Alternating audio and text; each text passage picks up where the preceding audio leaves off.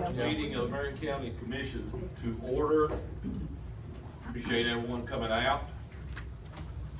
Tonight's invocation will be given by Pastor Greg Steele, Jasper First Baptist Church, to be followed by the Pledge of Allegiance.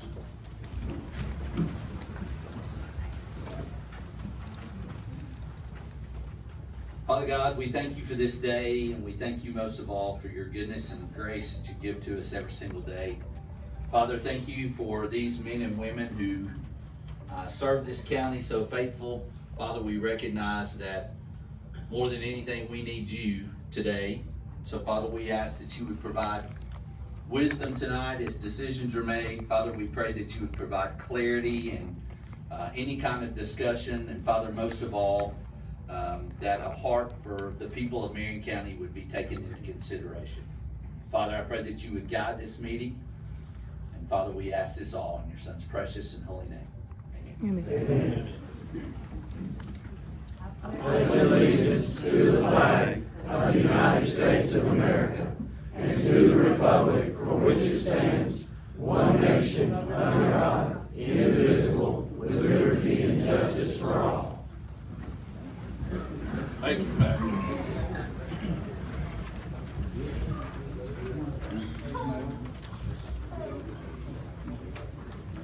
Roll call, please, Madam Clerk. Commissioner Abbott? Here. Commissioner Atkins? Here. Commissioner Blanchett? Here. Commissioner Brandt? Here. Commissioner Campbell? Here. Commissioner Cantrell? Here. Commissioner Franklin? Here. Commissioner Hargis? Commissioner Holland? Commissioner Mason? Here. Chairman Morrison? Here. Commissioner Nunley? Commissioner Rollins? Here. Commissioner Schaefer? Here. Commissioner Thompson?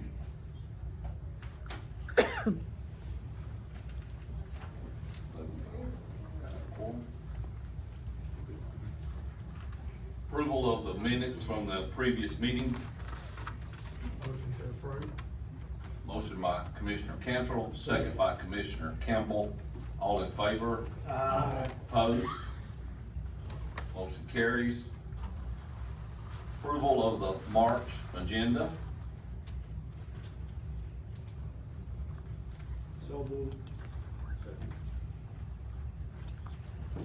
Motion by Commissioner Schaefer, second by, who's the second on that? Commissioner Brandt. All in favor? Aye. Opposed? Public comments. Mr. Cliff Huffman. Mr. Huffman, we'll stay around 3 minutes if you don't mind, please. I'm gonna go do the best I can. Thank you, sir. Thank you, guys. Thank you all for giving me this opportunity to speak to you guys. Mr. Huffman, will you state your address, please? Yeah, I live on Jackson Point Road. Thank you, sir. Yes, sir. And, anyway, again, thank you for this opportunity. I'm basically here to address the issue with the approval of the change order for State Route 2. To begin with, I want to thank Commissioner Brandt.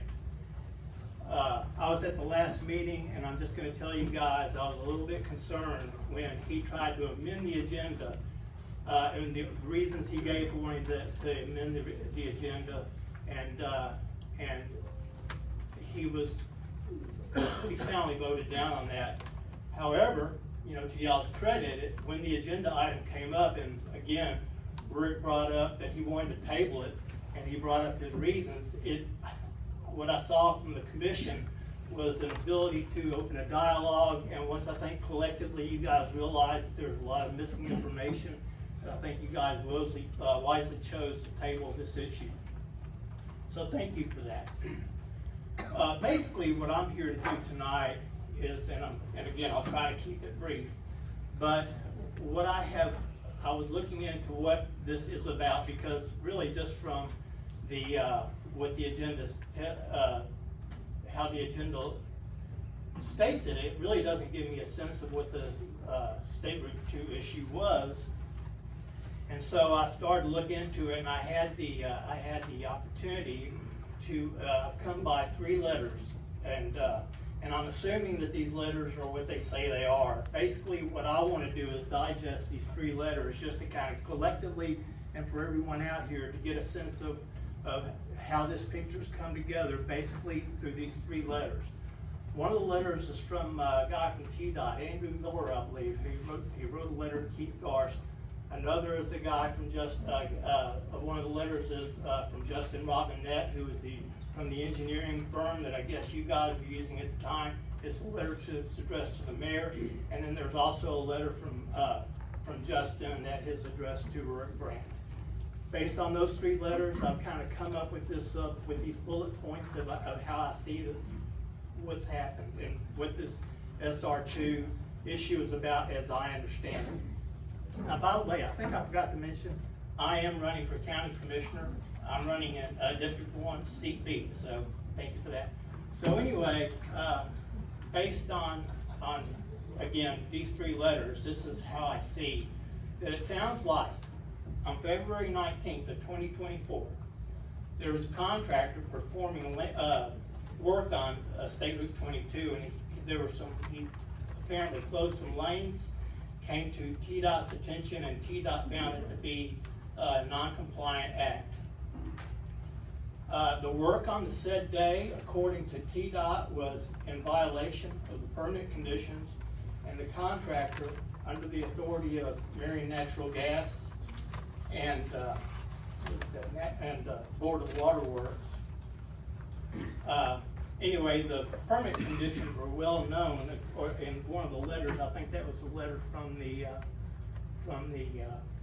Justin, that said that the permit conditions were well known, the ones that were found to be in violation, and they were defined by TDOT in November of 2023 to the project.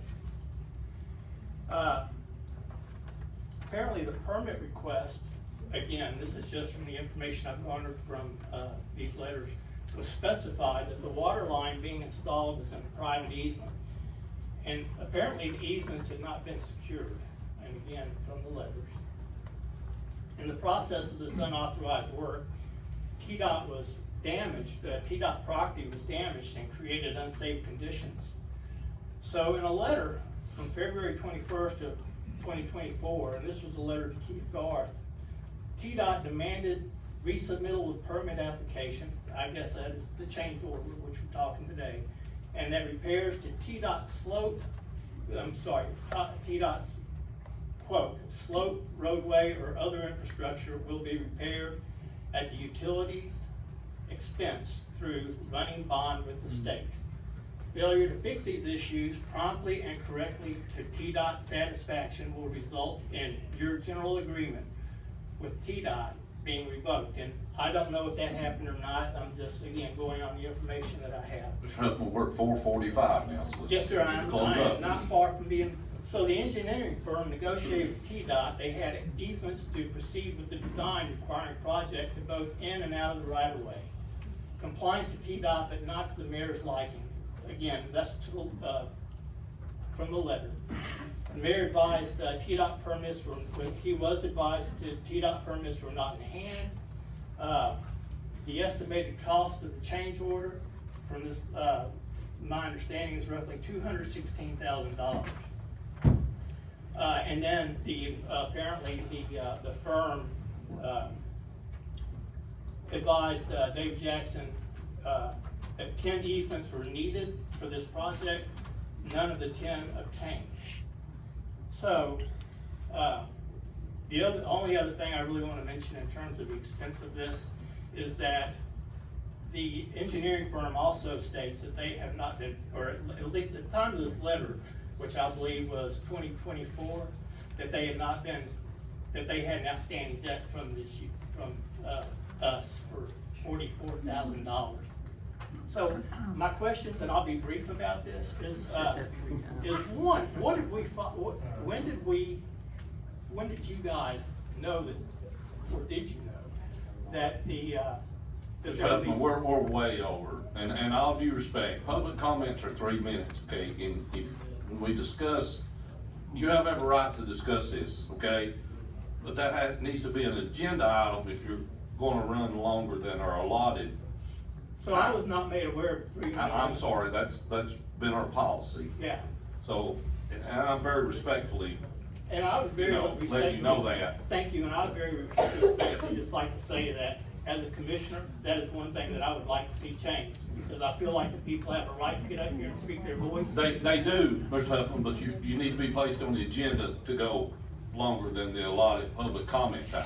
And no one explained that to me. A lot of I'm rules and sorry. regs and kind of Yes, sir. a cult kind of things to No, I follow don't around. understand that. Thank you, Mr. Huffman. Thank you. Thank you. Sheila, Milan,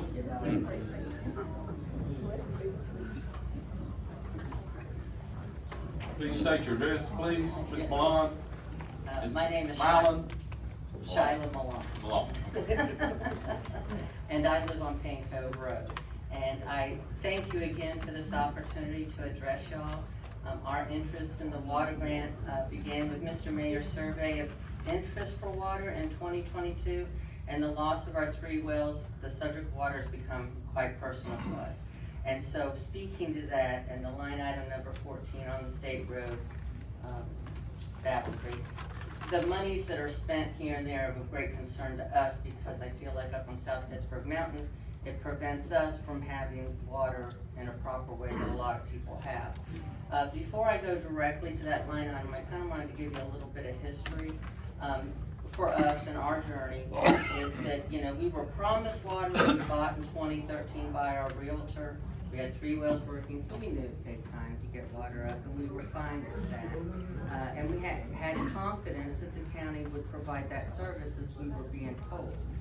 Around 2023, a simple agreement, that's when we first started coming to the commissioner meetings, and the county had received the ARA money.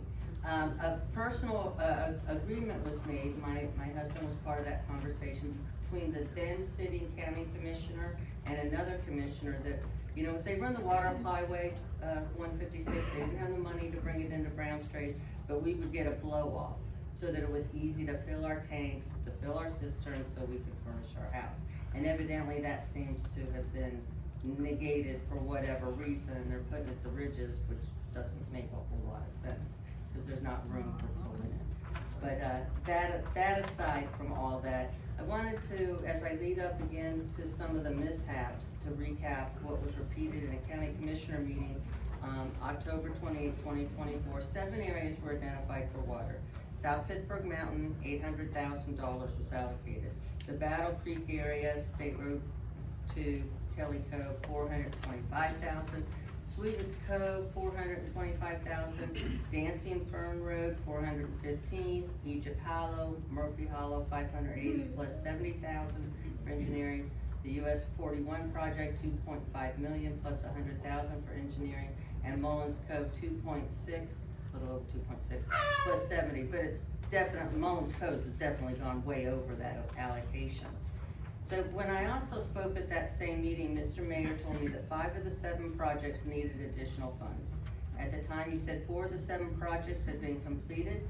5 to 6 million of the county money had been used to complete the projects because there were no more ARA funds left.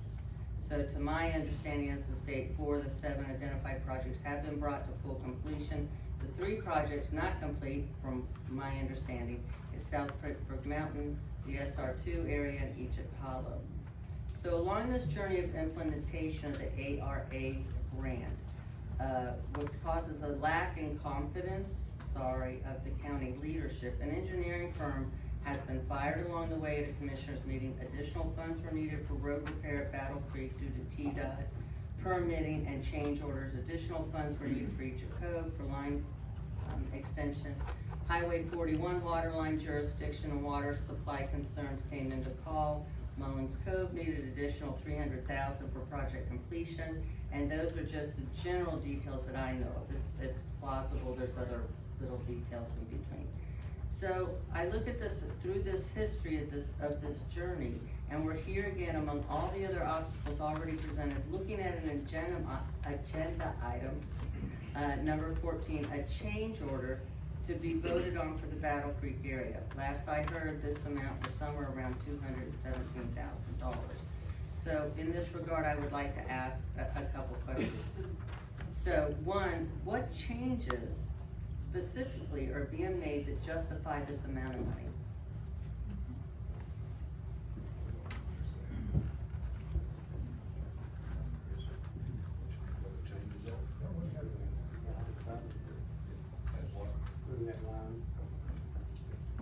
Ms. Blunt, it's my understanding that the line had to be moved. The line, what, the water? The water line had to be moved from its Wasn't current that part of the location. 2024 money where they said TDOT came in and you had there, you know, all the confusion and extra money was spent then to move the line? No, So what was that money for? I don't recall. It wasn't for this.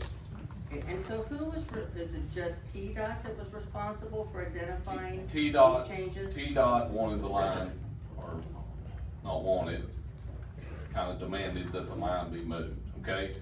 What we wanna do is get the water in the ground and get it to the people who don't have water. That's our priority. Not to point fingers, but to get the water in the ground on those projects that have not been completed. And wouldn't that have initially been an engineering, or for lack of a better word, investigative stage before money was allocated to know that that line couldn't be there? It probably would, but you also mentioned that the engineering firm had been fired. That So was the there- one for South Pittsburgh Mountain, not, well, I guess it was the one for Yeah, both of yeah. them, was it? Yeah, so kinda answered that question there. One more question, if you have it, we're out of time. Okay, so if the grant money is gone, who's gonna pay that 217,000? Right now, it's my understanding that there's different sources that's gonna come from. That amount, okay, is probably not gonna be the amount.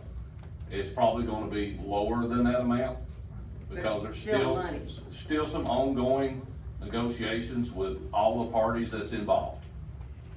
Okay. So our hope is that that amount will be lower than that.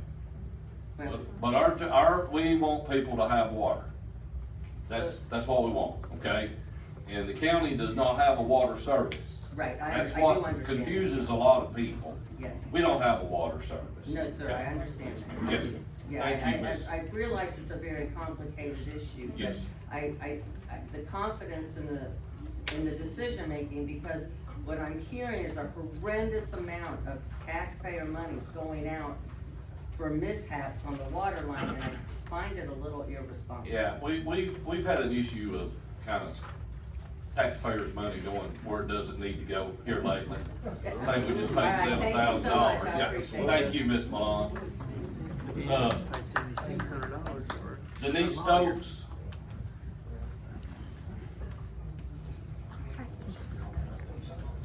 Ms. Stokes, if you will state your address, and also, Ms. Stokes, on here, you've got the property tax freeze. I That's, just want to know the status. that's not on the agenda, Okay, it has to be okay? on the agenda, then I only have one thing to address. Yes, ma'am. Okay. I live on Shellman Road, have for 46 years, lived in Marion County my entire life. I noticed on the agenda that, there is approval of equitable commissioner pay. I want someone to tell me what that means. Well, it's on the agenda for tonight, and it's sponsored by Commissioner Brandt. Commissioner Brandt, do you want to discuss it now, or do you want to wait till it comes up on the agenda to inform her? We're gonna vote on it, so. Yeah, so, Wait. Why is it approval of it when I looked back on the agenda for several months and I haven't seen that it came up before? yes, ma'am. And you don't know that it's going to get approval. I know, but what I'm saying is it's up for approval, which means that, has it been discussed before? No, ma'am. Okay. No, ma'am. Right. No, ma'am. Because if it's what I think it is, I think you all knew when you put your qualification papers in and you put your name on the ballot, what you were gonna be paid. Ma'am, I think when we actually hear it, it'll become very evident what it's for. Okay. I hope it will. That's what I want, clarification. Yes, ma'am. Clarification. Yes, ma'am. Thank you. Thank you.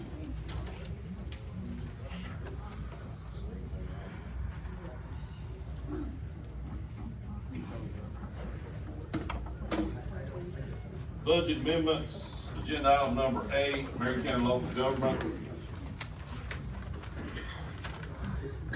Agenda item number 9, budget amendments, Marion County Board of Education. Dr. Griffith. Yes, sir, Mr. Chairman. Can you fix the mic? I- Mike's have that. See if the batteries went dead on that. Yes, the batteries. Mark's got some in the pocket.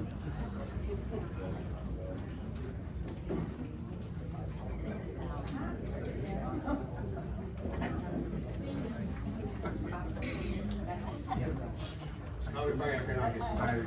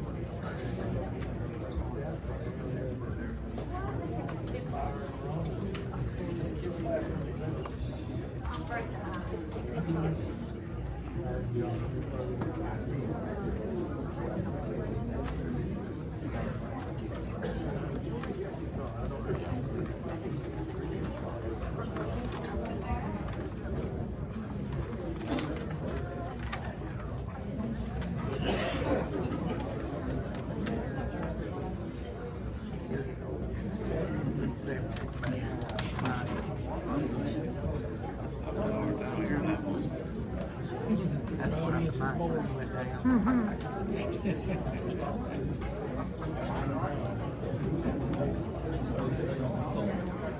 Yeah.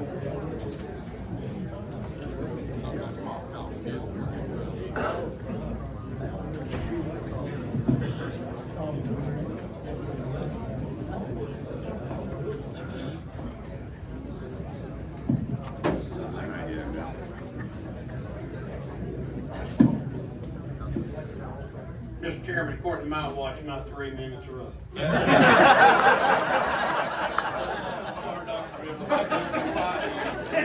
Count on me. Yes, sir.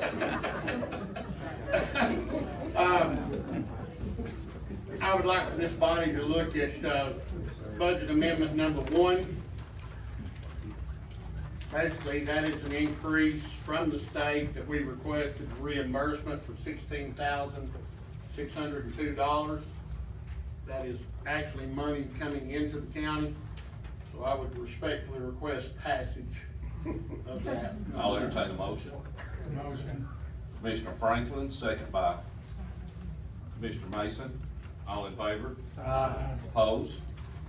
Motion carries. Mr. Chairman, number 2 is actually the Carl Perkins CTE grant, which there was an increase of $3,687 and some change to our benefit.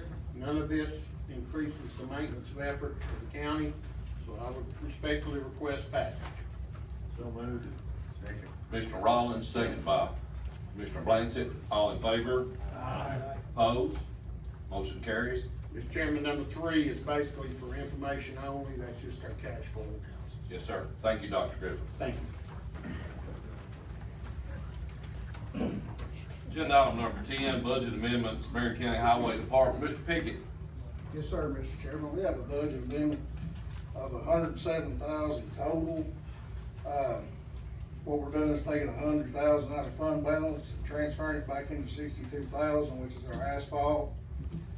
The reason for that is reimbursement off the cities, what we pay throughout the year for the cities. At the end, I like to take a little bit of that money back, put it in the air hot mix, so we can do some county roads. Also, a little bit funds due to some position changes, like overtime wages, we moved 500 over to account wages, truck driver wages, 6,000, put in light equipment operator, labor wages. And overtime wages, we had to put 500 over so we could get a bonus for the workers this year. Entertain a motion by Commissioner Blansett. Second by Commissioner Schaefer. All in favor? Opposed? Motion carries. I got one question for Commissioner. Go ahead. Yes, sir. Question, you cannot pave a street inside of any of the city limits in Marion County, is that right? I make the city The city has to request pay and you, they reimburse. We pay for it, then they they reimburse. reimburse you for it, so the Yeah. cities are not getting a free ride as No. far as paving from. the No, they city. call us, we go measure it, and then give them a quote on it, and if we sign off on That's it, then fine, we I get just a. wanted some of the people in the Yeah. public to understand that the cities don't get a free ride, No. they pay taxes. No, they reimburse the That's right. highway department. Quick update, we got paving starting in about 3 weeks, depending on when the plants get open, all that. We got 2 state aid roads already logged in, contracts on them, Kicker Mill Road and Hall Road. Also, the money y'all approved last year in July, the 500,000, we still got a couple $100,000 of that left, which will go on 2 more roads. And, that should be it. Mowing starts and all that, so. Thank you, Mr. Favorite Pickett. time. Thank you, Mr. Thank Pickett. y'all. Good job. Agenda item number 11, Marion County High School Interactive Project Presentation.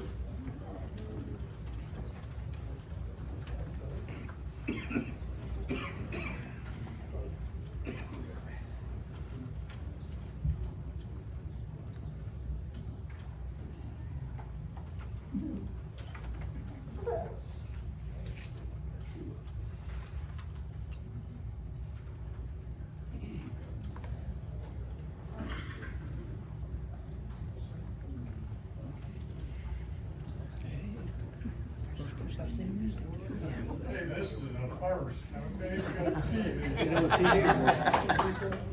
Say popcorn?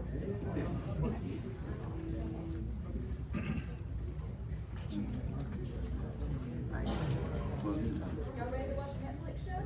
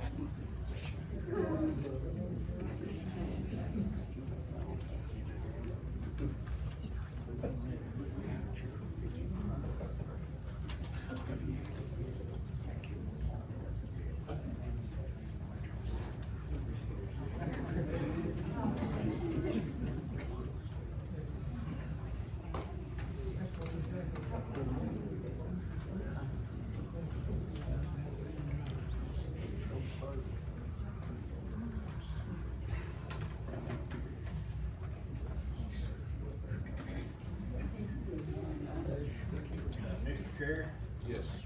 could I make a recommendation that we recognize the Marion County wrestling team while they're getting that ready? Sure. No, we're ready. See, I ain't scared. Can everybody hear me all right? Yes. All right. So, hello everyone. My name is Faith Eggert and I'm the Vice President of Marion County High School's Interact Club. Now, I've heard that these meetings can get a little hostile, as some describe it. Well, our Rotary District's theme this year is Unite for Good. So maybe by presenting some of our service projects, we can bring a little bit of unity and goodness up in here. Well, I'm just teasing, all fun and games. So for those of you who are not familiar with Interact, we are a Rotary Service Club, and our motto is service above self. The purpose of Interact is to build leadership skills and give back to our community. So I will start by presenting our international projects, in which we completed 132 projects, donated $15,754, and spent 18,202 total hours. First, we have our Souls for Souls project. Members brought in new and gently used shoes to donate to the Souls for Souls, which distributes the shoes to families in need around the world. Next, we have our Samaritan's Purse project. Our club partnered with a local church on this project, and we donated a total of 600 washcloths and combs for Samaritan's Purse shoe boxes. We also met and helped pack all 600 boxes to send to children in need around the world. Then we have our project for the World Wildlife Fund. We purchased 9 endangered animal adoption kits. This donation helps the World Wildlife Fund in animal preservation. We then donated these adoption kits to the students at Jasper Elementary School in the Exceptional Education class. All parts of this project were so fun. I actually got to pick out one of the adoption kits. I picked something called a leaf sheep, and it was so cute that I almost wanted to keep it for myself. But it was absolutely heartwarming to see the smile on those little kids' faces and just to let them pick the stuffed animal that you got for them. It was so nice. I loved it. Lastly, we have our Bear Hugs International and Polio Project. We donated $1,106 to polio prevention, which will vaccinate 1,106 children around the world. We do a lot of this by buying bear stuffed animals, in which our purchase will go towards the cause. We stuffed the bears and donated to causes around our town, such as Angel Trees and the Jasper Police Department. And that concludes my presentation of our international projects. Next, I will be presenting our community projects, in which we donated $2,091 and spent 4,591 total hours. First up, we have our Marion Animal Resource Connection, better known as MARC, Adopt an Angel Pet project. Our club created an adoption board that included pictures and information for adoptable pets at our local animal shelter. Students and faculty could adopt a pet and take their picture off the board. After adopting their chosen pet, they would bring in items for that pet, such as food, toys, and bedding. This provides supplies for MARC and assists with adoption and care. In fact, I think we're still doing that project right now, Miss Valley. Yeah, we're currently doing this project. We did one at the beginning of the year, and we're continuing it. Next, we have STEM butterfly kits for local nursing home residents and exceptional education classes at Marion County High School, Jasper Middle School, and Jasper Elementary School. Pardon me. Our club purchased 4 butterfly kits that included caterpillars and a habitat net. We donated these kits so that they could watch the metamorphosis process happen. These kits were really fun and really interactive. I mean, you're watching a butterfly grow. What's cooler than that? Next, we have our birthday care package for Carter, a 7-year-old cancer patient in Texas. After seeing a Facebook post about a 7-year-old child asking for birthday cards, our club decided to start a care package. Carter would be in the hospital receiving a bone marrow transplant on his birthday. He likes cars, trucks, and police and fire trucks. Interact members prepared a care package with letters, birthday cards, toy trucks and cars, and a prayer blanket, and prayer cards. And Carter is now cancer-free. Up next, we have the Jack-o'-lantern Jamboree, Trunk or Treat, and Costume Contest. We set up a fun Halloween booth and gave out candy at our town's annual Halloween Trunk or Treat event. We also sponsored a costume contest and gave out 20 medals for best costumes. I was there myself and I had so much fun. I dressed up as a moth.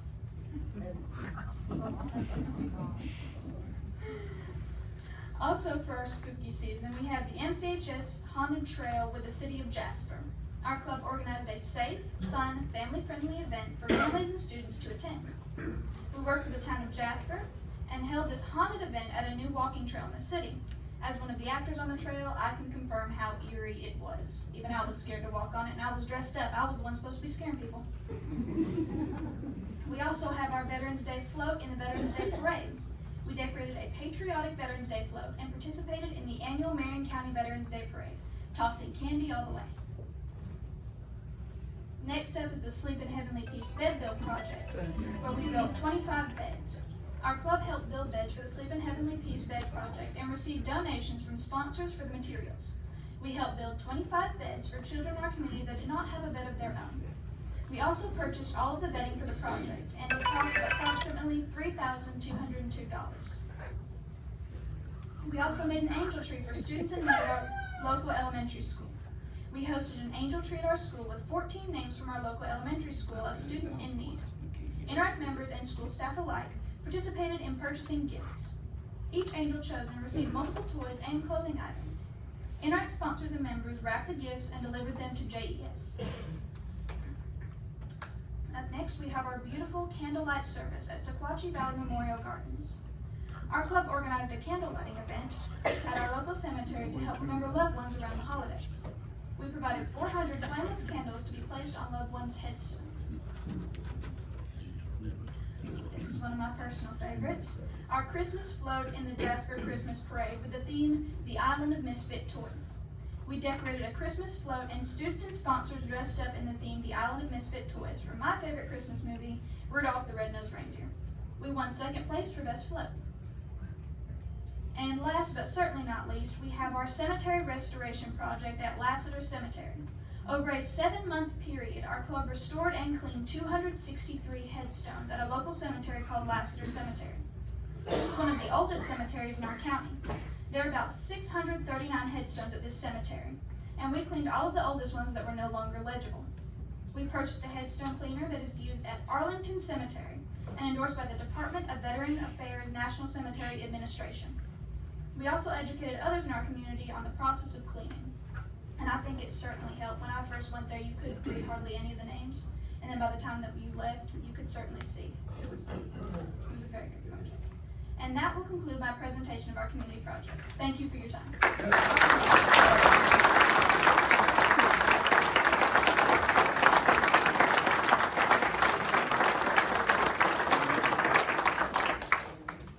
you, guys. I'm Alexis Cotton, and I'm the junior director. So I'm going to be talking about our school projects. Our first one is our care packages, made for students and faculty experiencing hardships or loss. We distributed 10 packages this year, and the total cost was $350. Next up is our awareness days. This was organized to raise awareness on important issues and encourage students to be involved in what is going on. Next is Mr. Cross's Peace Garden, a beloved substitute teacher. Features are flowers, a garden space, and a memorial bench. It's used for reflection and remembrance. International Peace Bowl. This was painted by our Vice President, Faith Eggert. Peace is written in 3 different languages, and it is to promote unity and global awareness. Our Veterans Day program, hosted at the MCHS High School, we gave out gift bags to visiting veterans and showed respect by speeches and poems. And then our Special Olympics, we went and helped our exceptional ed class, volunteered, and supported each other as a group. And then the one that's my favorite, oh, yeah, I missed it. We got it right there. Okay. The Sunshine Buddies Club. This, we go on there once a week, every Wednesday. We do arts and crafts, and then we're even gonna go do an Easter egg hunt and celebrate Easter with them. Thank you.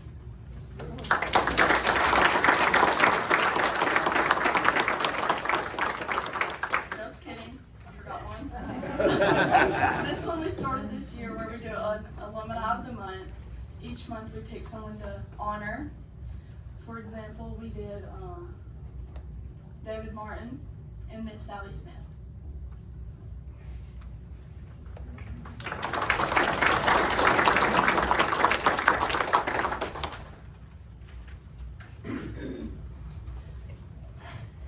Hello everyone, my name is Will Fowler. I'm our club's treasurer, and today I'll be presenting some of our fundraising projects where this year we were able to raise $16,050. First, we have our shaved ice stand. We sold shaved ice throughout the year at various events at our school throughout the town, and we were able to make a profit of $1,470. Next, we have our Mark Animal Shelter Fun Run. Interact members made informational signs about animal pet shelters and the importance of adopting that were all along the race path. Participants paid $20 to register, and this included a race kit with a goodie bag. The top 3 racers in each division received a medal, and all the proceeds were donated to the Mark Animal Shelter. Next, we have our bake sale. September is a Childhood Cancer Awareness Month. Our club decided to do a bake sale and donate all the profits to St. Jude Children's Research Hospital. We made this donation in honor of a current student battling cancer, as well as in memory of another student that had passed. We raised $720. This is our Georgia pecan sale. We sold pecans and nuts to help fund our conference fees, and we earned $3,543.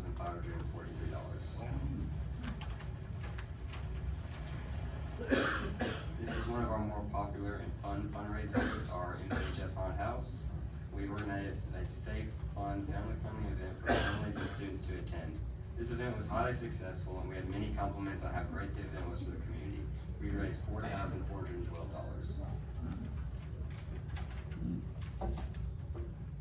This is our Marion Animal Resource Connection. Our club collected chain for donation to Mark Animal Rescue in our county. We made a competition between classes, and the class that collected the most would get to visit with adoptable pets. This year the sophomores won, and we collected a total of $301.48, but we donated a total of $500.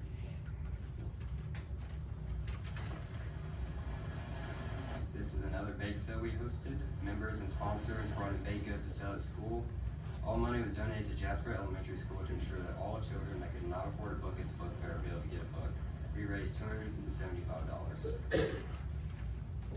Lastly, something that has helped out a lot this year is donations. We received $3,010 in donations from various individuals and groups in our county to fund our projects. Thank you.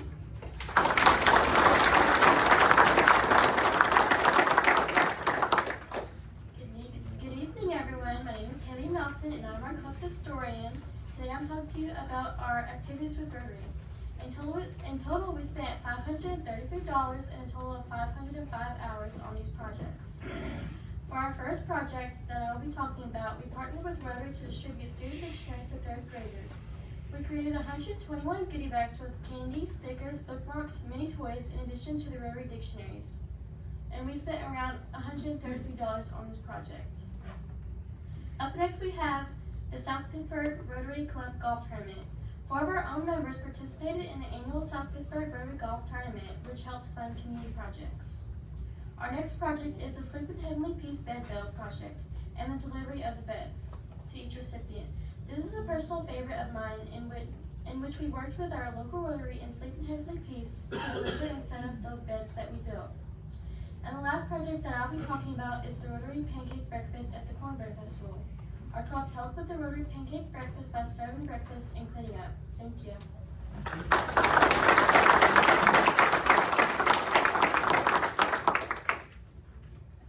Good evening, everyone. My name is Yvonne Lucetta, and I am a sophomore director.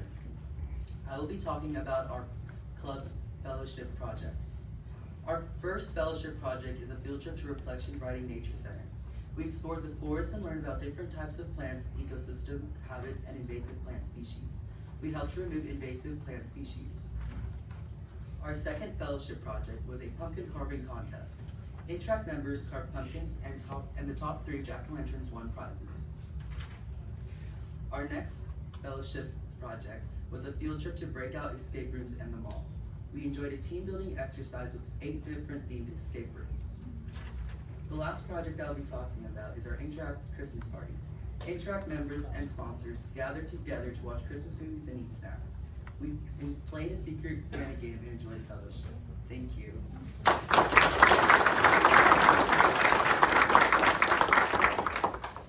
Hi everyone, I'm Abby Dotson and I'm the president of Interact, and I'll be doing the inter-club activities.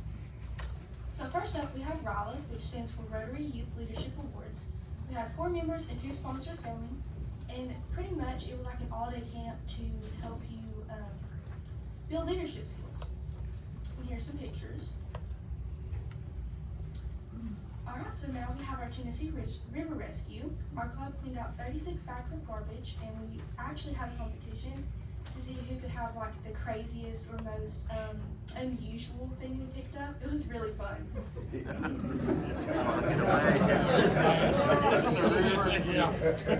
And next up is our conference. We placed first in Club of the Year. We also won 9 awards total, which included first place in international, fundraising, and community projects. All right, that's it.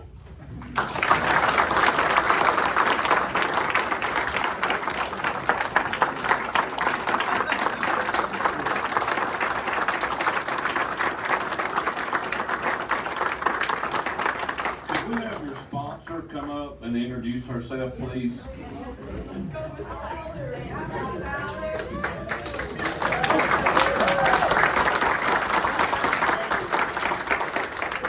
Hello, I'm Amy Fowler. I'm a sponsor of Marion County High School. I'm a teacher at Marion County High School, and these guys are a joy to work with, and it's probably one of my favorite things to do at school. Thank you.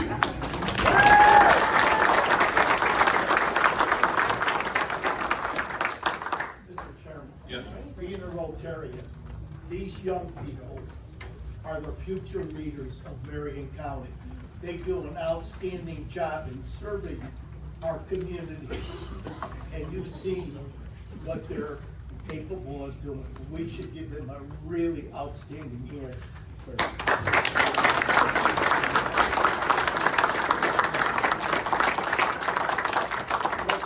Mr. Chair, could we get someone to tell us how we could donate to the organization? Yes, I'm sure if you'll see her, Mr. Corey, Okay. or is she still in here? Yes. Yes, can you give us that information if someone wants to donate? Yes, if you want to donate, all you have to do is come see me at the high school and you can make a check out. You can donate cash, make a check out to Marion County High School Interact. Okay. So yes, we run on donations, but I couldn't do what we do without donations and lots of fundraising. Okay. Agenda item number 12. Mr. Mayor, you wanna handle that one? Yes, we have with us tonight Mr. Chris Graber. Mr. Chris, you come up. Oh, yes.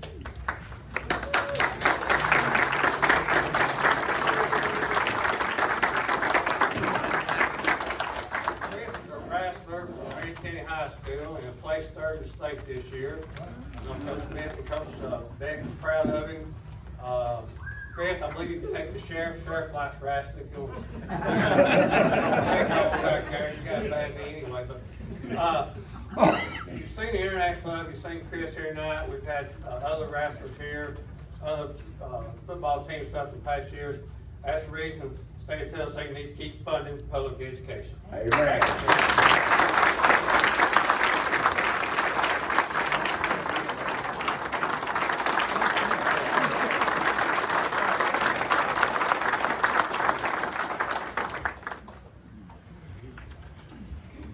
Agenda item number 13, approval of sale of delinquent tax property. Councilman, you want to take that one? Chairman Campbell, I don't want to step on his toes.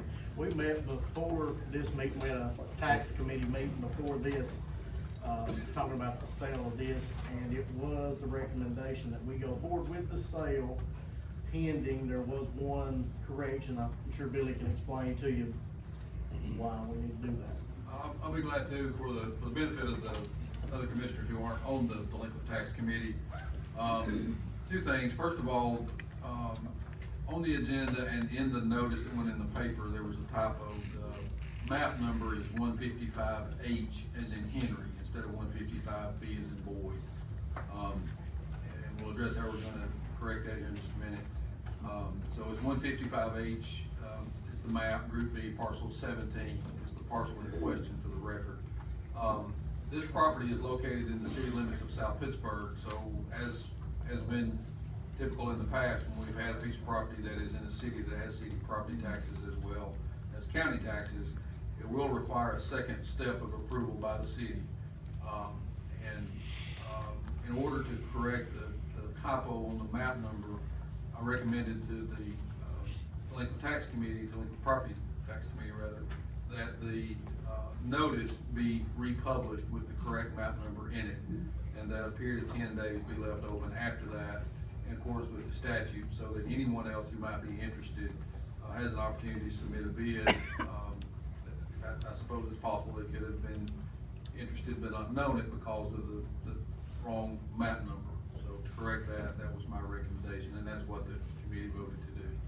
So my recommendation, based on the approval of the committee, is that you all approve the sale subject to the republication of the notice in the paper, and of course also subject to ultimate approval by the city of South Pittsburgh to authorize the sale as well. So approved. Mr. Schaefer with a motion. Second. Mr. Rollins with a second. All in favor? Aye. Opposed? Motion carries. Thank you, Mr. Chairman. Thank you. Agenda item number 14, approval of change order State Route 2 water line project. Mr. Mayor. Thank you, Mr. Chairman. Week before last, the Utility Committee and Finance Committee met to discuss this change order. Makes a recommendation to the full commission that this change order be approved. It'd be for $188,000. First time I've ever been accused of being part of a cult, but I think that's a little far, but some of the information was given a while ago that was incorrect. And be more than glad to meet with Mr. Huffman or Miss Malone any time to correct some that actually had it's not truly correct. South Pittsburgh water line is going in. We're actually working from both ends. We're gonna meet in the middle, so that project's going well. That should be completed here next month, hopefully. So my recommendation is that this changed. We may be able to go back after our money from the engineering company. Attorney Geiger will be checking on that. My recommendation is approve this $188,000 change. Entertain motion. I'll go ahead with the question. So here's my thing on it. So I say, I'll make the motion pending that we pursue with billing any way we can of recovering those funds. That way we can get the people the water, because they need to put it in the ground, get it done. But we need to hold somebody accountable for the money. Try every way we can to do it, but get them the water. That way Billy can do that. While he's doing that, the people get their water in. So That's my motion. That's your motion to approve the change order and direct Attorney Gallagher to pursue the matter with the engineering firm, correct? I will second that. I'd like to comment before you finalize that. He's seconded.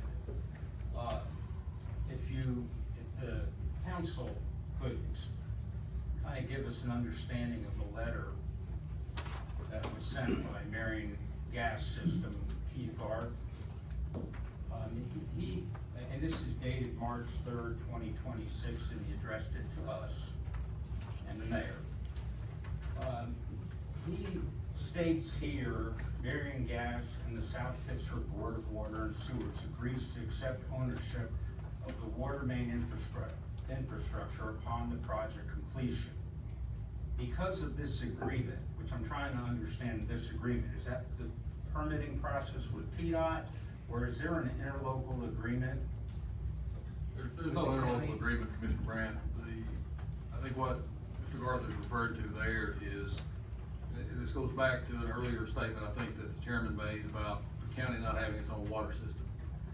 So the only role, and I think there's a lot of misunderstanding about this, but the only role of South Pittsburgh's Water and Sewer Board and their utility is the permit had to be issued to them because they are the water utility that will provide the service once it's completed. But the contract was between the county and the contractor, not South Pittsburgh Water Sewer Board or South Pittsburgh's utility. Their role was, the permit was issued to them because that was a requirement that the state had, was that they be issued a permit because they are in fact a water utility. But they were not a party to the contract between the county, the engineering firm, and the contractor. Well, I guess when someone is the permittee, and TDOT's letter was very pointed and stated that basically Mr. Garth was personally responsible. Could you explain why Keith would have been the one that's responsible based on what TDOT actually printed out in their letter was very pointed that he's the one that's responsible, but he does state in this letter that South Pittsburgh's water and sewer have no decision-making authority. So I understand that, but again, how is it that if he's the permittee, how could he have no responsibility or South Pittsburgh have no responsibility? Well, first of all, I think you have to separate Mr. Garth personally from the involvement of the utility itself. Regardless of what the letter says, I see no way that Mr. Garth would have any personal responsibility or liability. Okay. He didn't undertake anything personally. He was only acting in his capacity as manager of the utility. So the role of the utility is simply that of the permittee by the state. They are responsible to the state to make sure that ultimately the project is completed to the satisfaction of the state, because that's under which, the authority under which the water will be provided. They also have, for lack of a better terminology, I'll call it a master permit with the state. So, you know, they're bonded, they have a bond, that assures the public and the state agencies that they're going to do their jobs properly. But again, and I know you understand this, I just wanna make sure the public understands it. The role that they played in this particular project was limited to that, basically of accepting the new system once it was constructed to the state's satisfaction and was ready to be turned over to them from the county. All the funding was provided by the county, whether it was through ARP funds or through general funds. There's no money involved in the city, you know, or the city's utility in this project.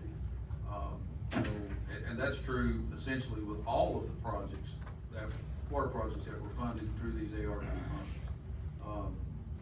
The South Pittsburgh Mountain Project will be the same.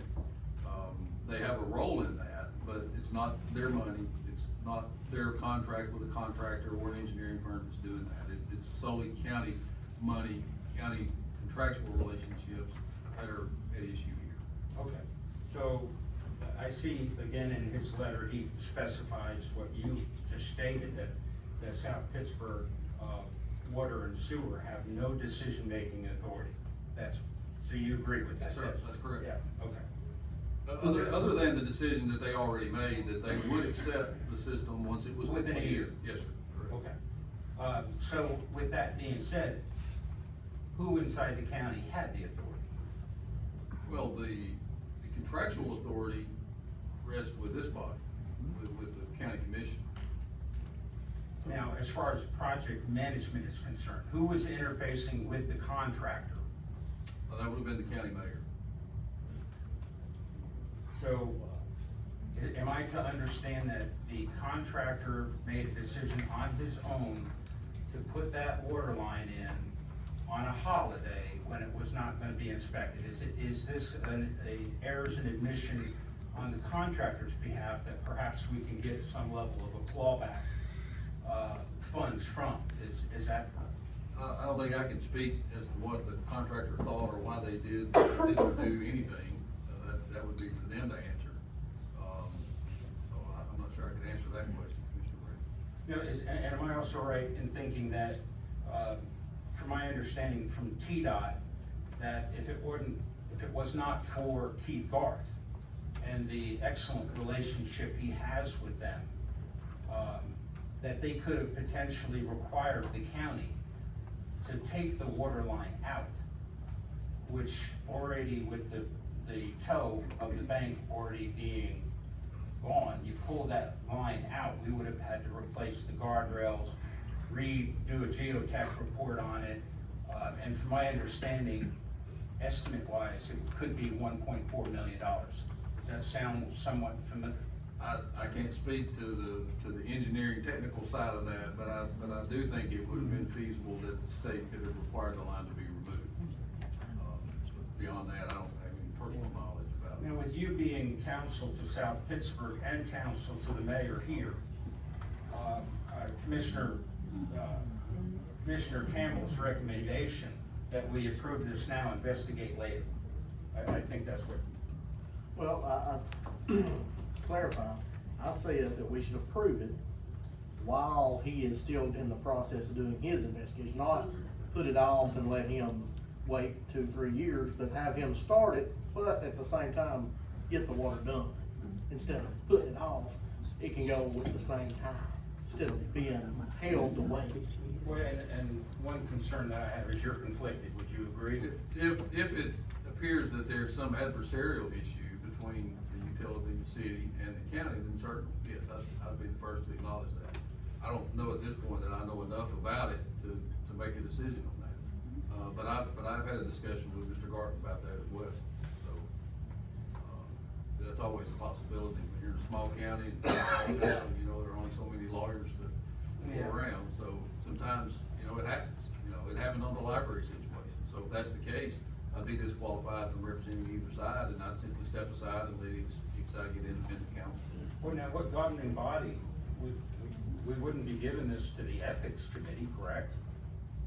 If anything I look at makes, you know, causes me to realize that there even may be a conflict, then I'll notify everybody. I'll notify the commission and the mayor and as well as the South Pittsburgh Board of Water Works and Sewers and Mr. Garth. And, you know, then, you know, you all act accordingly. Well, I'm more going back to Commissioner Campbell's. What entity is gonna be the one that'll control this? What entity is gonna investigate? Which one?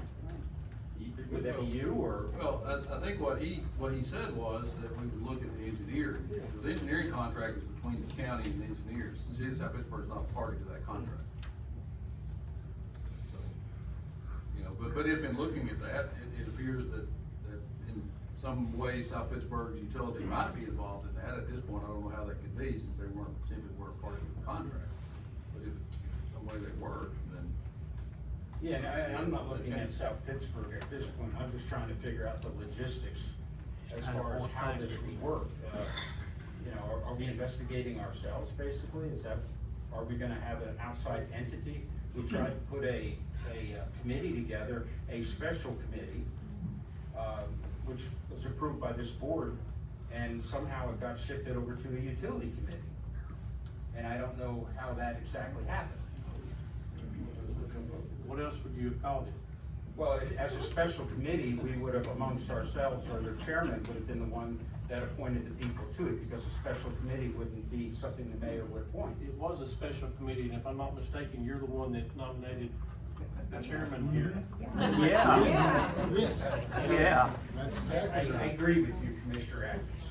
But again, how does the special committee go to the utility committee that was appointed by the mayor?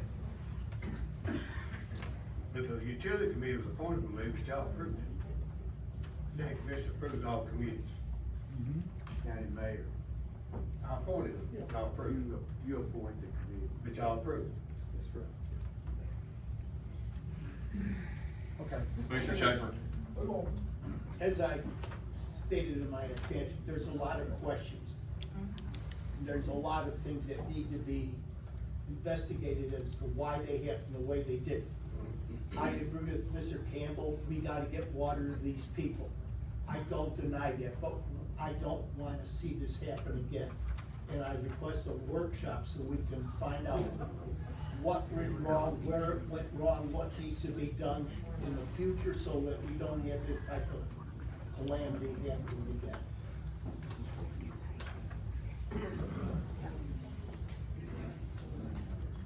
Mr. Sheffer, it was brought to my attention that you have had interest in requesting this workshop for quite a while. And I think you were instructed to contact me, and I received. I don't have your phone number. No. Yeah. Okay, we got it. Participate at the agenda meeting in the mayor's office, you went right by me, didn't say hello, went into the mayor's office, got through with the mayor, you went out a different way so you didn't have to go by me again. Did you stop me and ask me for that meeting? You No. went so fast I couldn't even talk to you, and you closed the door. We have a motion, and I think I'm gonna entertain a second from Commissioner Rollins, is that correct? Before you do the final, what was the outcome? Obviously, your utility committee actually met, so what is your? Basically, what we came up with, the same thing that we were talking about, we were trying to get the people the water. But we also had a finance committee meeting in the same time, and we, in the finance committee, we approved doing the project, but getting our council to look at everybody involved and see if there's some fallback from any to help pay for the project. So what's your recommendation then to this committee? Or to this commission? It's like, it's what was already discussed, and we just gotta look into it to see if any of them messed up on something, we want some money back, or keeps us, our taxpayers from having to pay for low. Okay. Now, I'm gonna correct myself. The second come from Commissioner Cantrell. I apologize. So, a motion from Commissioner Campbell, and a second from Commissioner Cantrell.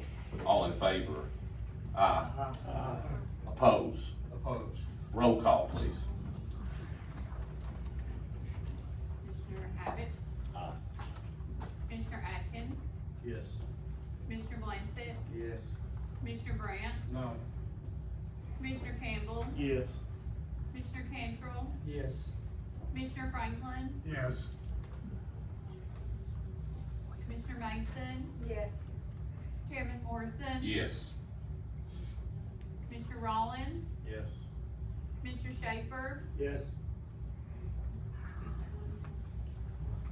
Motion carries.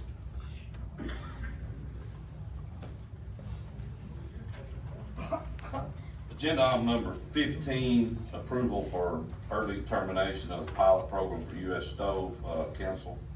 Mr. Chairman, that's in reference to an existing payment in lieu of tax agreement that the county and its industrial development board have with U.S. Stove down in South Pittsburgh. U.S. Stove approached the industrial development board and asked for an early termination of their pilot, which actually works to the county's advantage because it will put them back at full taxation a year earlier than they were scheduled to come on board for full taxation. The Industrial Development Board met this morning, they approved that request, and now it comes to you all for approval. And the way it would work is, we would do an early termination. Right now, their property is titled legally in the name of the county's Industrial Development Board, so if this is approved, the property would be deeded back to U.S. Stove, and will no longer be in the Industrial Development Board's name. Commissioner Abbott with a motion to approve. Second by Commissioner Atkins. All in favor? Opposed? Thank you. Agenda item number 16, approval of franchise agreement for Ben Loman Volunteer Wireless. Council. Get to that. Second, Mr. Chairman. That is simply a renewal of the franchise agreement for Ben Loman's wireless system. It actually operates under Volunteer Wireless LLC. They have to have a franchise agreement from the county in order to operate within the portions of Marion County that they provide services. What service do they provide? Self-explanatory.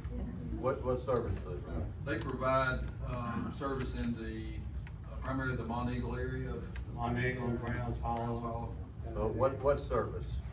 Wireless. Wireless telecom? Motion, entertain a motion to approve. Question. Yes.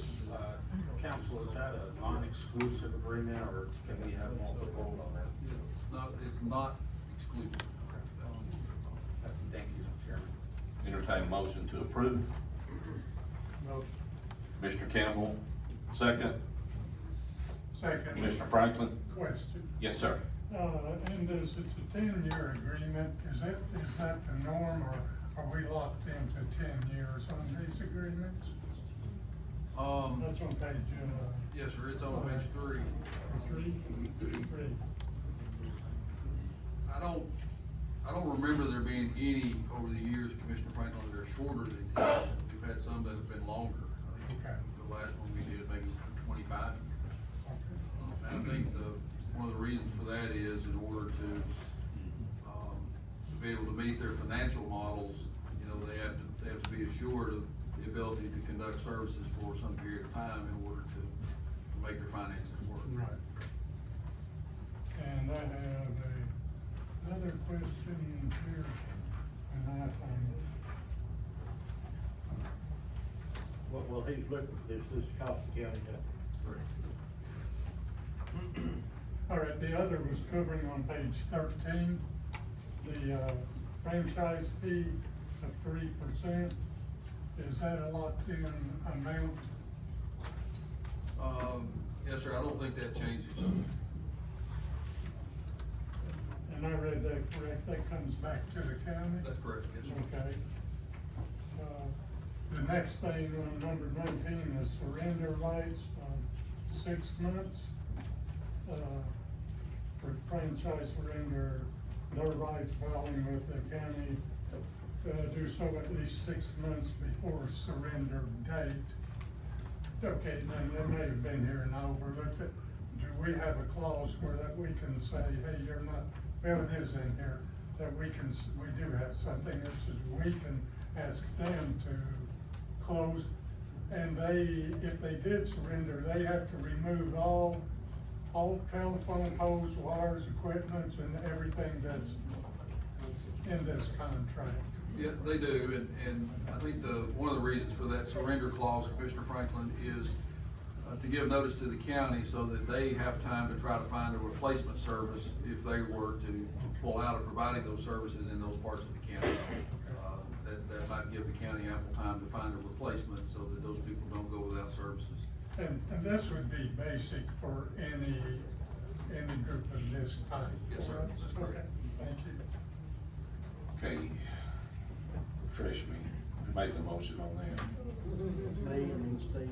Commissioner Campbell with the motion, Commissioner Franklin with the second.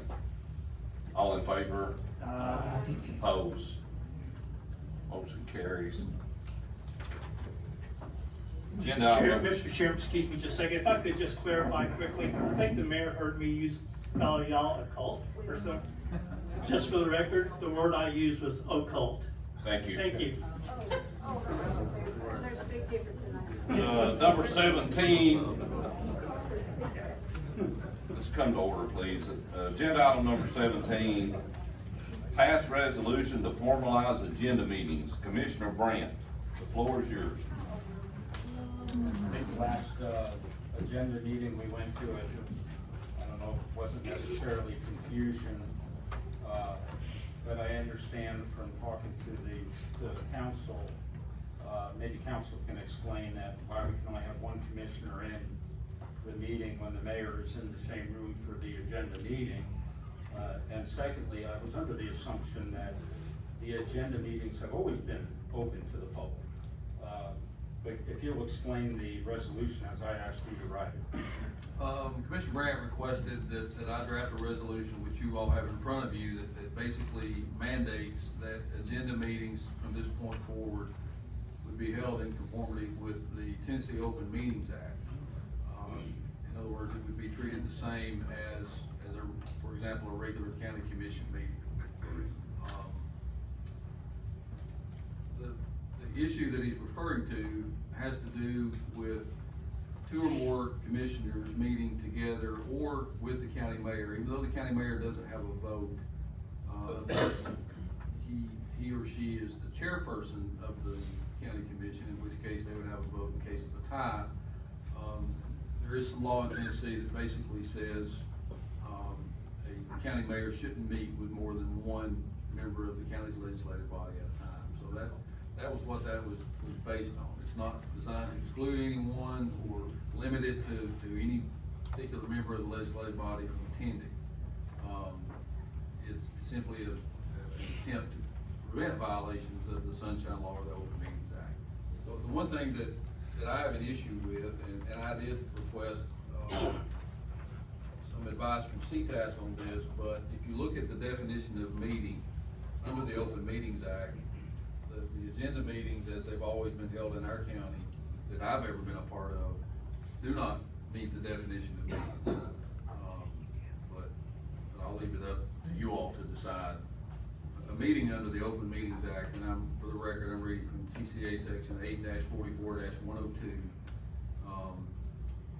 And it defines a meeting as the meeting of a governing body, of a public body, to make a decision or to deliberate toward a decision on any matter. So, other than what goes on the agenda, no decisions are being made at an agenda meeting. It's simply an attempt to set the agenda for your meeting. We've had a number of, I know I've had a number of the public that have come to me and said, hey, listen, I'd like to see the packet and the information you have before you make a decision on it. Making this already open meeting available to the public seems to be a way to show a little bit more open government, was the idea behind it. And then with this resolution, does that now enable us to have whoever goes to the agenda meeting, whether it's commissioners, the chairman obviously will be, the mayor will be there. The only difference that it'll have to be posted, is that correct? That we'll have this meeting on this date, which we already have that known, that it's usually the 10 days before the commission meeting. It would require, if you approve this resolution, it will require the same procedure that you follow for the convening of this meeting, your regular meeting. But it does, again, open it up for the public. The public has always had the ability to call my office. We never denied them of putting anything on the agendas. It's not a secret. People call my office daily, want to put stuff on the agenda. We don't deny anybody. You've called and asked, we put stuff on there. Any commissioners call. This is just another attempt to knock me, is all it is. And if y'all want to have a public meeting, that's fine. I'm gonna move it back to Joni. Dwight Minner let me took over doing the agenda, putting it together, because it used to come out of county clerk's office. But nobody's being prohibited from putting anything on the agenda. Does any of the commissioners have any questions of what the agenda meeting is? I will be glad to explain it to you. Yeah, explain it to us. But basically, the mayor, if someone wants something on the agenda, they contact the mayor's office. Usually, if it's someone on the commission, they will contact me and ask me to place that item on the agenda. Basically, this meeting is we take everything that's going to be placed on the agenda. If it's asked to be put on the agenda, it's on the agenda. We don't have the right to deny any of that. So what we do is we sit down and look at the agenda and we see how the agenda should be aligned to make the meetings flow the way they should. you don't want item B to come before item A, you know, if they're gonna affect each other. And we sit down there and all we do is go through this and say, okay, we're gonna recognize this athlete. Okay, let's do it first because the families will be here and they'll probably wanna get out. And that, basically, that's all we do is we take the information, the mayor will say, have you got anything for the agenda? And I'll say, yes, Commissioner Cantrell called me and he would like this put on the agenda and this is the way he wants it titled. So you're not stacking the deck? We can't stack the deck. It's going on the agenda, whether I'm there or whether the mayor's there, it's going on the agenda. It's just, we just try to make it smooth and place the items on the agenda to make the meeting flow. Thank you for asking that question, though, Commissioner Clancy. Chairman? Yes, sir. I think one thing you keep repeating, and as council's already stated, it is not a meeting, is it? No. Okay, so the issue. According to his definition of a meeting, it's not a meeting. I think the issue that we were trying to resolve was the fact that we could not have multiple commissioners in the room at the same time. Well, I was told from the very beginning. That's why this resolution would cure that problem. Why do we need extra commissioners just to set the flow of the agenda? If you wanna have 2 commissioners or 3 commissioners that come in at the same time for a commissioner's agenda. Every commissioner stated to me. This just started, this, in the beginning of the year is when this law came into play, is it not, Mr. Council? We used to have it where we could go in and have multiple commissioners at the same time. This fiscal year. What's that? This fiscal year, yes, not this calendar. Commissioner Brandt, in all due respect, if I had 15 commissioners telling me how they wanted the agenda, how in the world do you think that would possibly work out? Let me ask a question on that. So, they don't actually, they can call, we used to call Jane. She would put whatever we asked her to put on the agenda. Yes. So we got the same thing when this committee meets, if I wanna call and not drive to Jasper to put on, I can call and have it put on the agenda. Correct. Is that right? Correct. Call, email, text. That's fine. Thank you, Chair. So do you want to go ahead and put this out as a motion to approve this? You're gonna deny it anyhow, so go ahead. That's your prerogative. Would you like to? And I'll So, make a motion that we deny it. well, if he's going to formally make a motion, we approve it. I make a motion that we approve it. Okay, do we have a second? Second. Okay. All in favor? Aye. Aye. Opposed? Roll call, please. Can I ask a question? Yes, before we vote? yes. Just for clarification, I've attended one workshop, one agenda setting in the past 12 months. I think you were to be absent, so I had to be there. Who is attending? I work during the day, so I'm not in attendance. Who is in attendance at these regular? Myself, the mayor, and the attorney, providing that we can be there. Sometimes we can't be there. So. And a member of the mayor's staff is also there. Yeah, the mayor's staff does the, takes the instructions of how to prepare the agenda. So by virtue of just looking at this agenda, I would take it Commissioner Brandt, you're there regularly, and Commissioner Shavy. Been there. Matter of fact, I think. We've been there. Commissioner Mason has been there when I've been there, so, yes. We used to be able to go in, sit down, and they would ask us. Now you sit out there, he takes one in at a time. Okay, roll call on this, please. Commissioner Abbott? No. Commissioner Atkins? No. Commissioner Blansett? No. Commissioner Brandt? Yes. Commissioner Campbell? No. Commissioner Cantrell? No. Commissioner Franklin? No. Commissioner Mason? No. Chairman Morrison? No. Mr. Rollins? Mr. Schaefer? Yes.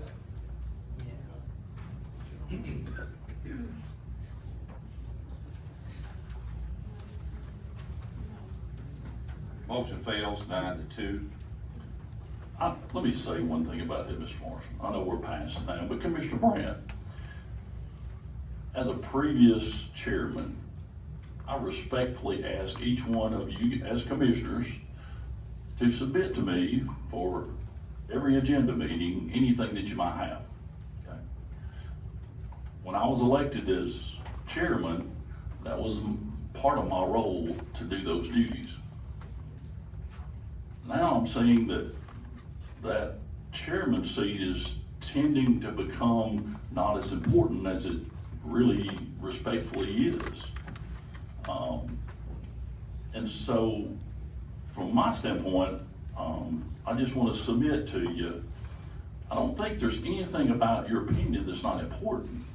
But procedurally, what's wrong with contacting our chairman or our mayor if you want something on the agenda? Now, if you want to have a long discussion at an agenda meeting, then that's a different story, right? But that discussion shouldn't happen at an agenda meeting because the rest of us don't hear what you're wanting to say, right? So I think it's unfair for a commissioner to impose himself into a meeting that should be just for an agenda. It's not for discussion. It's just an itinerary to bring before the rest of us. So going to the meeting to say what you'd like to put on the agenda is what we're accomplishing. That's it. Yep. So I think when you were chairman, I called you frequently. I think in the beginning with Chairman Morrison's first term, there wasn't a lot of communications with him. Now, second term, he's definitely becoming more in that position. Good, he needs to be, right? Yeah. But if you remember correctly, I called you often. Yes. And I responded often, right? No, you did. Thank you. Okay, let's move on, please. Thank you for your comment, Commissioner Abbott. Agenda item number 18, bridge grounding and perceived power line danger at South Pittsburgh High School. Ronnie Rankin. This is sponsored by Commissioner Brandt. Mr. Brandt? Mr. Chairman. Yes. Mr. Rankin called me and told me that he got a hold of the mayor and Dr. Griffith, which I give both of them credit. They went down to the bridge, his concerns. He had 42 years with TVA, involved with substations, high transmission lines, and he was extremely concerned with the bridge. I know the fire marshal had given some report. Mayor, maybe you can elaborate on the report. I think you've seen it. But thank you for going down there. Fire marshal has not done anything. What you have, a copy read it from a third-party engineering firm. They have a copy more. Let me back up. In all fairness, Commissioner Brandt, we've got Mr. Rankin on here. Is Mr. Rankin present? No, I was just saying, Okay. Both of them went down. And Okay, so he's not, discussed it with okay, me. I just want to be fair, his name's on the agenda. And I thank both of you for doing that because it means a lot to him. Dr. Griffith, you want to elaborate anything on that? Mr. Chairman, let me just say, Mr. Rankin brought this to our attention in 2023, sometime in the June 2023. In September 2023, we received a letter from our engineering firm, electrical engineer, that was building the bridge, that we were cleared, it was grounded properly. Since then, there's been question brought up. Fire marshal was brought down. In conversation, when I went to Nashville and spoke with the fire marshal, basic recommendation was to do a third-party recommendation on that. We did reach out. I reached out to Miller Electric and requested that be done before this meeting. There was some work that was done, but ultimately it came back that the bridge was grounded sufficiently. But they did do some additional work where there's some Teflon plates that sat between the base and the bridge that were in question. They did put the jumper wires on there, just out of basic concern, you know, and just to try to make sure everything was good. They tested before that, they tested after that, The outcome was the same, that the bridge is currently grounded. So you did get a third party came in? Yes, sir. And they found that did you do a resistivity test when the geotech? Mr. Brand, I'm not an electrician by the way. I will, some of the questions. I will defer you to the information that I'm just currently passed out. Because I know the Teflon that Mr. Rankin was referring to and the way the bolts were done, they weren't properly grounded, in his estimation. Apparently they did find something, because they did go down there and do additional grounding, is that correct? Mr. Rankin, like I said, Mr. Rankin was doing this out of concern for our kids, and that we have, I applaud that. He did bring when Mayor and I were down there, he did bring an example of what needed to be done, and I did request that firm do that, and they done that. Okay, the additional ground, okay. Was this under service contract or anything covered, or? No, it was at the cost of the county, yes. Thank you, Doctor. Did the electrical inspector, everything is fine? Mr. Rankin was also concerned that the wooden poles on both sides of the bridge, with 69,000 kV on top there, that being that they expanded the road, the wooden poles are actually right there where a vehicle can hit one. And if a vehicle hits one of them, I think the only place for that line to go is on the bridge. Is that correct? I can't speak to what if might happen, but I'm certainly that there again, I mean, that would be a TVA question, Squatch Valley Electric question on moving the poles or doing something later. I don't have any authority. Let me ask you, was it a year and a half ago, I don't know the time frame, did a line come down? Did one of the 7,200 kV lines actually come down where the school buses, where you're staging for kids to come on and off the buses? To my knowledge, I was told that did happen, yes. So, I mean, that's a significant concern. So I'm glad you went down to see and speak with him, so thank you for doing that. And hopefully the issue was resolved. Thank you, Dr. Griffin. Thank you. Yeah, Dr. Griffin, how were you notified? Because the first I'd heard of this situation, to be perfectly honest, was on the Marion County Messenger, when this was all brought to light. Well, the first time that he's talking about, Rankin, Ronnie talked to me, I talked to Dr. Griffin, and that's when he went and checked the first time, and they told him everything was fine. Yes. Then he come back the second time and found out that it wasn't the way it needed to be done this time. So, and I think he said that he felt like I'm just repeating, that he didn't use the term gaslighted or stonewall, but he wasn't getting anywhere, and he was really concerned. Well, he was getting the wrong information from whoever he was talking to, because we checked in that, you said 23. Well, my documentation at my office is that conversation transpired from Commissioner Blanchett to Mr. Rankin on June 22nd of 2023. He said that, yeah. Then on 9/12/2023 is when we received the letter from the OLG engineering firm. And then we thought it was over then at that time. And that's the only documentation that I had to go.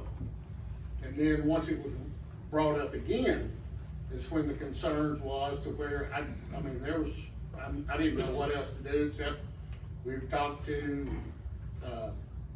SVEC, we've talked to different TVA, and the only, and ultimately the fire marshal came down and basically sent that recommendation.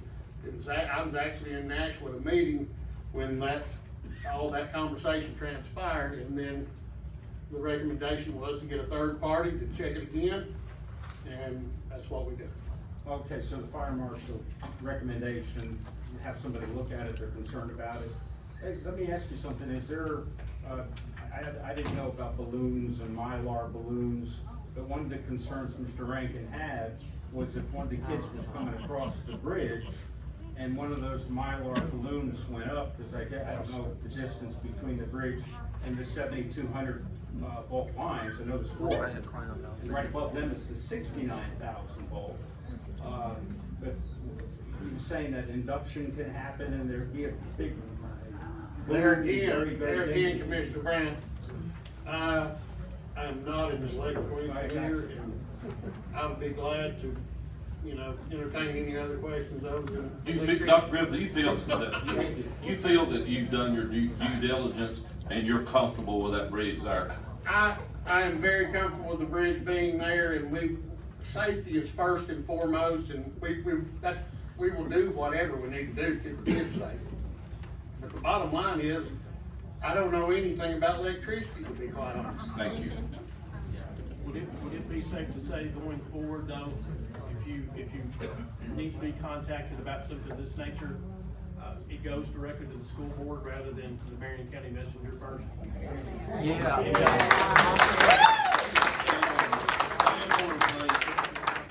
The point is, we're talking about safety here. Yes, yes. And that was a post that was made, I don't know, in the middle of the night. I do not do social media, Commissioner Atkins, so I was not made aware of it until after the fact, to be quite honest with you. It Like I was said, sent to Dr. Griffith, and then keep in mind that Mr. Rankin had approached and broached this issue once before, so it's not the first time. And when I hear gaslighting or stonewalling, then you get a little concerned, because we're talking about the safety of kids, and we don't need an electric chair sitting up there. And that was the bigger concern. And I do, like I said, I do concur with that, and I wouldn't say gaslighting or stonewalling or whatever. The issue was handled September of 2023 in the school board's eyes that we had sufficiently done it. The issues were brought back up. We thought they were taken care of, and the fire marshal came down. A third-party recommendation was made to do a ground test, and we concurred. Thank you. If I may. Go ahead, Mr. Commissioner Franklin. Yes, Dr. Griffith. Over the years, I know that you have concurred and got, I don't know how many different degrees, okay, to end up in the position that you are in. So the next year or two, I would please like for you to become an electrician. I can assure you, my next degree will be reading the thermometer at home. Dr. Griffith, I want to thank you just for knowing that the safety of our children is paramount. Yes. I mean, it's really, And there could be humor found in this, but I'm glad that you see it as something. And that's really my important. school board feels that as well. Yes, yes. Thank you. Thank you. Dr. Griffith, you may want to stand by. Agenda number 19.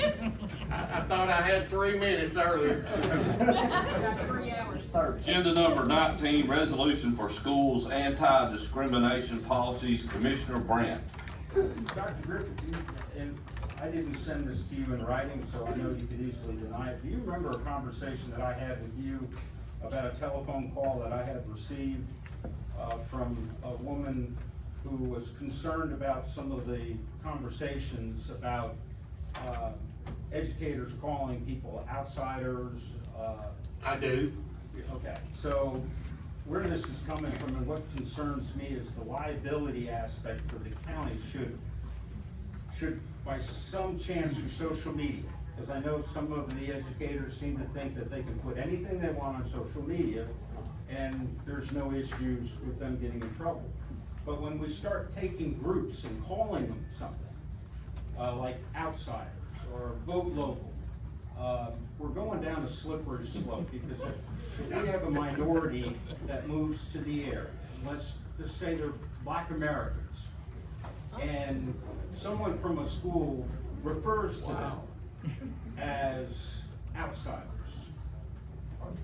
you can see the path of an attorney grabbing that information and saying, okay, let's talk to Dr. Griffith, let's talk to the school board, and let's identify how much training we've given our teachers to make sure that they're sensitive to birthplace bias, right? So This right here is primarily for us to kind of recalibrate and be careful of where we're going, because the future now for Marion County, we could inadvertently get sued. So I think we have to be very careful on some of the language that's being used. I get that people can have policy differences, and I like that. That's a great thing. That's what democracy is all about. But when we look at people and say, you moved here, so you're different than us, that's a problem. So this resolution is just saying, hey, let's be careful what we're doing going forward. Not only that, I think our children are seeing this type of stuff that's going on. And they just want us to, let's bring a little bit of be calm on this. Don't go going crazy like what we've been doing. But I think that is a conversation other than this body to talk about. That's a conversation to where, if there is an issue, bring the proof to my office and let me look at that, bring the proof in there, and then if there is an issue, if they're using that, if they're using the school computer, if they're doing it during the time of, everyone in this room has an opinion about everybody in here. I don't care. We all have opinions. And if I got my feelings hurt every time somebody puts something on social media, hell, I wouldn't, there's no way that I would be, a school superintendent. There is a time that we have to follow procedure in order to do that, and that's a process. My school board has laid down a process in our employment, 5.5 policy, 6.34, our anti-discrimination policy among kids, our students. There is processes to be followed. My office is at 204 Betsy Pack Drive. Come see me, bring documentation, tell me what's transpired, and we can look at this, and we'll vet it. If the outcome is not what someone thinks, then you can appeal to my board. Okay. Guys, I'm gonna tell you, I'm telling you, historically, the school system has stayed in our lane, so to speak. And we try to do that. And we continue to do that. We balance our budget because we have to. We save our money because we need to. We try to spend it wisely and take care of our kids. But now, overreach is a concern. Amen. Amen. Yes.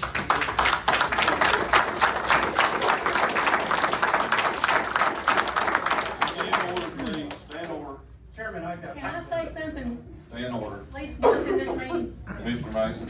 Okay, am I not, give me a minute. Do you have an elected school board? Yes, ma'am, I do. Do they represent each of the districts in this county, as does this commission? Yes, ma'am, they do. That is your lane. This is not our lane. If you got a problem with something that they're doing, you need to address that board instead of this one. Commissioner Brandt, you're recognized. I'll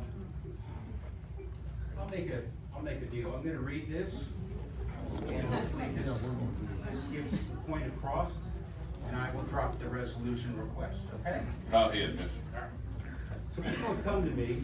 Can you not tell that to the board, that board? Yeah. Reading this right This here. board is tired of it. Move on, please. Come to order, move on, please. Commissioner Brandt. Thank you. So people come to me with reports of troubling social media conduct by some educators. So they're derogatory remarks labeling new Marion County citizens and their families as outsiders, or the use of politically charged slurs such as libtardus. are unacceptable from those entrusted with shaping our youth. Point of order. Point of order, please, Commissioner Mason. While the county commission and the school board operate separately, we share a duty to uphold community standards. In response, I am introducing a resolution to strengthen school anti-discrimination policies for the commission's approval. Free speech is a vital right, but public servants must also foster trust and respect. While most serve with integrity, and actions of a few can erode public confidence. I urge our community to join me in reaffirming civility and professionalism. Marion County thrives when we engage respectfully, despite our differences. Our children deserve nothing less. So, with you giving me the opportunity to read this, I would ask the chair to forego this resolution. Absolutely. Okay, we're ready to move on? Maybe I can do something to help all this, Dr. Griffith, and everyone it applies to, by introducing a social media policy for sitting commissioners, and I'm gonna try to entertain that, probably next month. The city commissioners, Chair. Thank you, Mr. Chairman.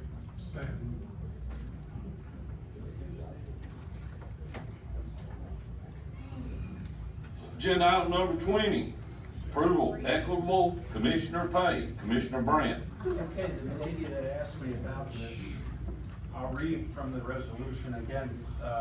Council's the one that prepared this resolution. Whereas differential compensation based on committee appointments can create perceptions or realities of inequity, and may enable appointments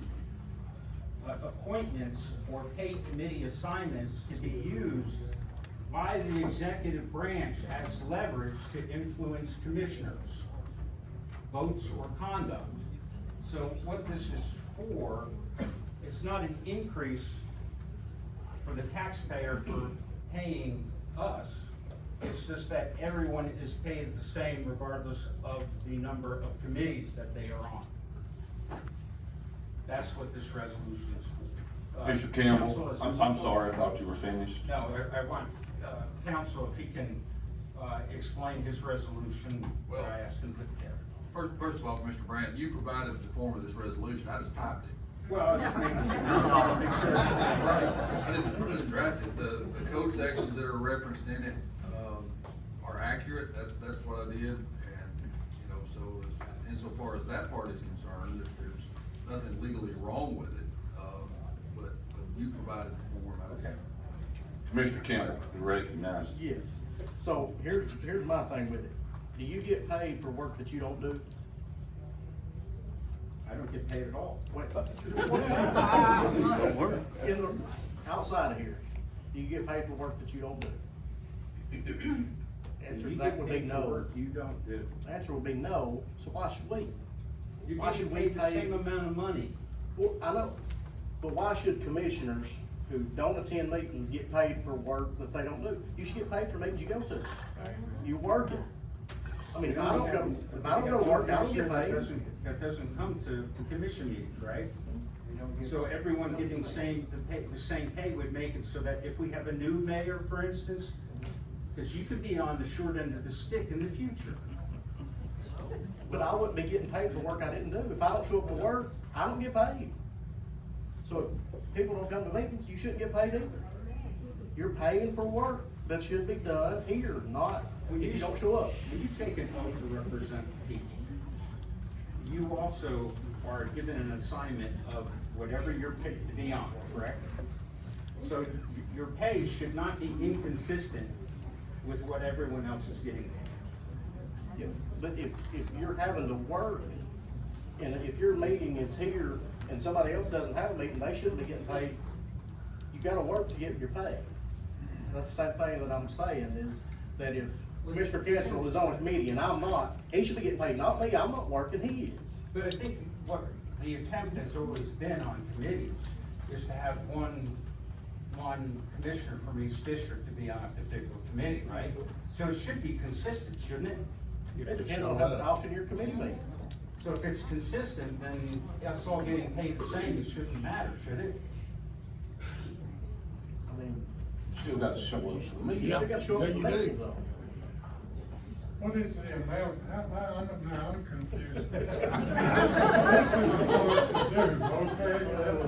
Yeah, I get confused in a heartbeat, but I don't know, are we saying that everybody ought to get the same amount of pay? Is that what you're saying? It's commissioner. Okay. So in other words, they so get the same base, and with the base, if they have to. If they're on 5 committees, they. We're all gonna be on 5 committees. Well, but I mean, no, but if you don't show up, that's what he's saying, then why should you get paid for that? If I know you're gonna pay me, then I don't have to show up for any committees, Well, because I'm already gonna get paid. I think keep in mind that the reason for doing it was to make it so that the executive branch can leverage you being put on specific committees, right? Okay, which. Or paying committees. Okay, all right, I'm on 2 other committees I do not get paid for, okay? So how many committees are you on total? I'm on 7 or 8 because there's 2 that nobody really wanted that I'm on because you don't get paid for them. And I've done enough to say, yes, I do it, all right? Well, I think you can. No. Commissioner Grant? I wanted to do it. Are you ready to put this forward for a motion, I make a please? motion to approve this resolution. Do I have a second? Second. Commissioner Schaefer with a second. All in favor? Say aye. Aye. Opposed? Roll call, please. I'm gonna have a little fun, reverse roll call. Reverse roll call.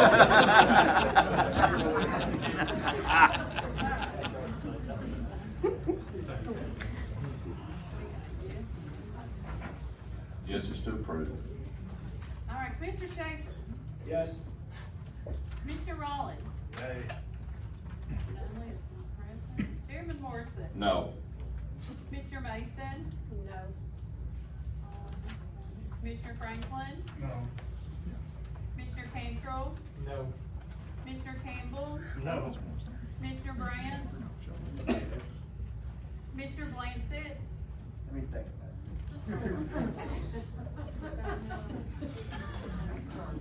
Man, no rush.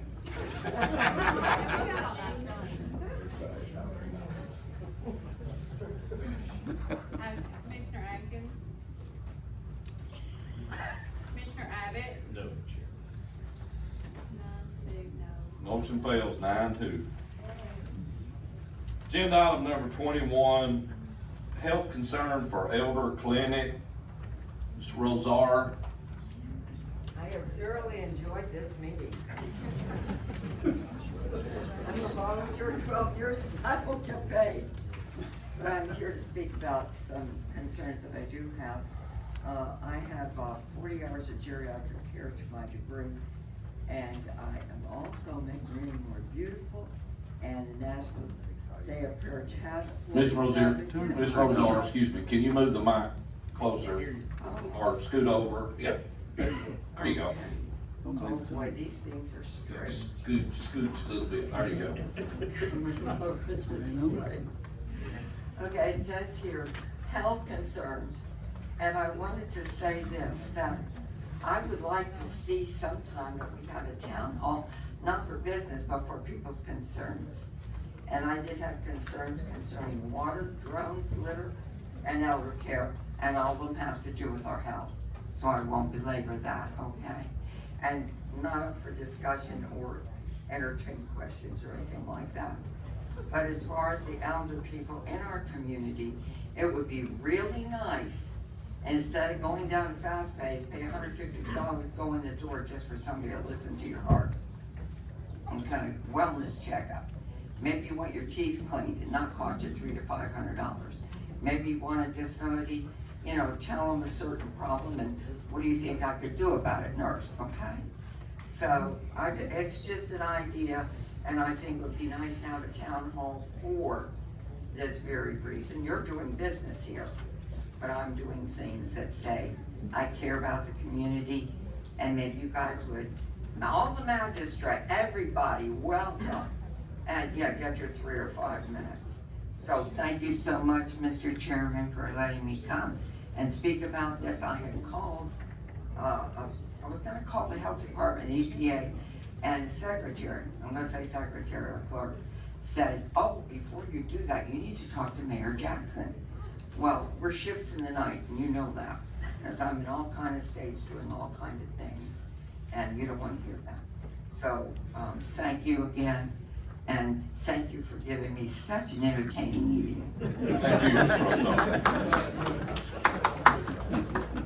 Agenda item number 22, approval of votaries. Madam Clerk. Timothy Michael Anderson, Nancy K. Connor, David S. England, Veronica D. Jones, Linda Mason, Bedford McBee, Carrie Rachel Redden, Rebecca Sexton. Motion to approve. Commissioner Schaefer, second by Commissioner Robbins. All in favor?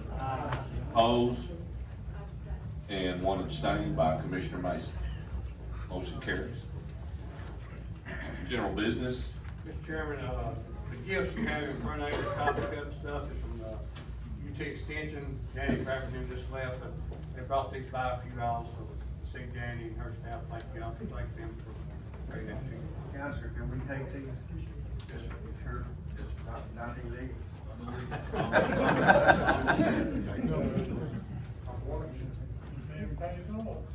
I'll entertain a motion to adjourn.